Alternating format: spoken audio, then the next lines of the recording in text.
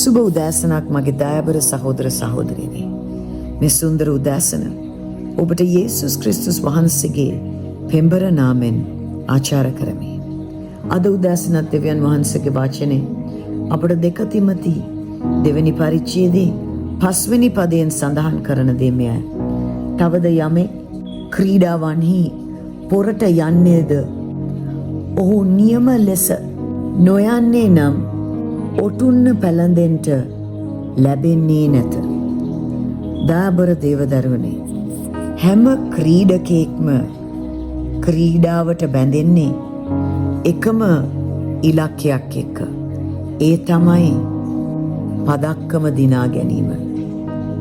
නමුත් කිතුණු ජීවිතේ අපට දෙවියන් වහන්සේ ඔටුන්නක් පොරොන්දු වුණත් එය අපේ ශක්තියෙන් හෝ අපේ හැකියාවෙන් පමණක් අපට ලබා ගන්නට බෑ.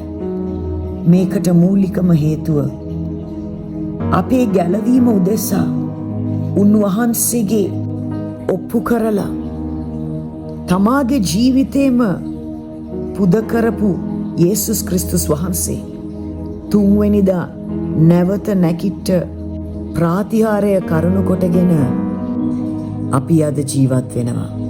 ක්‍රිස්තුස් වහන්සේ අප උදෙසා කරපු මේ මහත් පරිත්‍යාගයට සසඳන්න කිසිම දෙයක් නැහැ.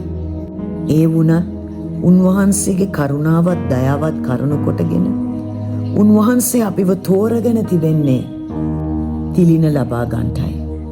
අපි විශ්වාසවන්තව අන්තිම දක්වා උන්වහන්සේට ප්‍රේම කරලා ඒ ප්‍රේමේ කරුණු කොටගෙන සේවය කරන්න පටන් ගත්තම දෙවියන් වහන්සේ ඒ විශ්වාසවන්තකම හඳුනාගෙන එයට විපාක දෙන්න සූදානම් වී සිටිනවා. ඇමරිකා ජාතිකයෙකු විලියම් බෝඩන් ඉතා පෝසත් උගත් පවුලකට අයිති කෙනෙක්. ඔහු යේල් කියන විශ්වවිද්‍යාලයෙන් ඉගෙනීම ලබා හමාර වුණන් පස්සේ තමාගේ සේසත සම්පූර්ණයෙන්ම අතහැරලා දාලා ක්‍රිස්තුස් වහන්සේට සේවය කරන පිණිස තමාගේ ජීවිතේ මිෂනාරිවරයෙක් හැටියට කැප කළා.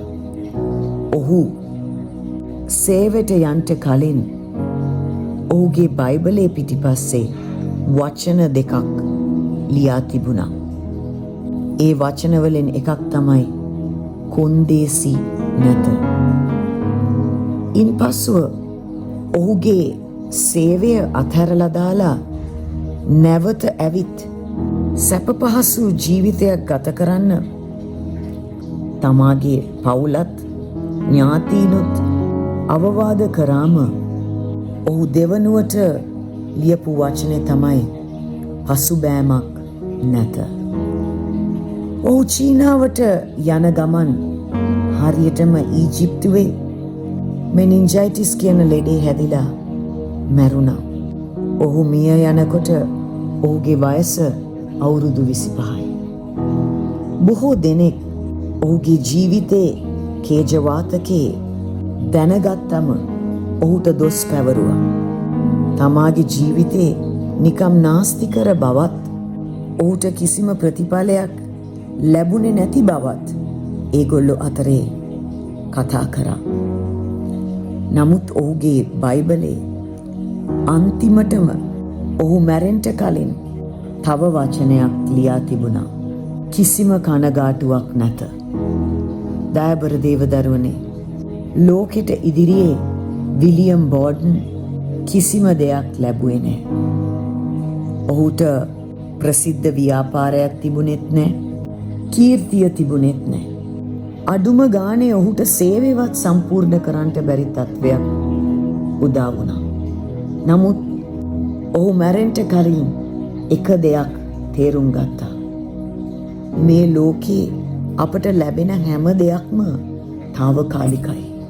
ඒ නිසාම තමයි ඔහුගේ මුළු ජීවිතේම ක්‍රිස්තුස් වහන්සේට කැප කරලා ඕනම පරිත්‍යාගයක් කරන්නට ඔහු ඉදිරිපත් වුණේ. දයාබර දේවදරුවනේ, මේ ලෝකේ මිනිස්සුන් ඔබවත් මාවත් ගණන් ගන්න නැති වුණාට කමක් නැහැ. අපිට වත්කම් පිරි ඉතිරි නොතිබුණත් කීර්තිය නොතිබුණත් කමක් නැහැ. කවදා හරි දෙවියන් වහන්සේ ඉදිරියේ විශ්වාසවන්ත සේවකයෙක් හැටියට හිටගන්ට උන්වහන්සේට අවංකව සේවය කරලා ඒකේ ප්‍රතිඵලයක් හැටියට සදාකාල ඔටුන්න ලබා ගන්නට අපි සුදුසු වුණොත් ඒ ඇති. අපි දැන් යාඥා කරමු. අබ්බා පියාණනි, නොවටිනා මාව තෝරගෙන ඔබගේ සේවෙට කැඳ වූ නිසා ඔබට අනේක වාරයක් ස්තුතියි. ජීවිතේ පුරාම විශ්වාසවන්තව ඔබ කැමති ලෙස ජීවත් වෙන්නටත් සේවය කරන්නටත් මට කරුණාව දෙනු මැනව. යේසුස් ක්‍රිස්තුස් වහන්සේගේ නාමයෙන්. ආමේන්. ශලෝම්. මරණාතා.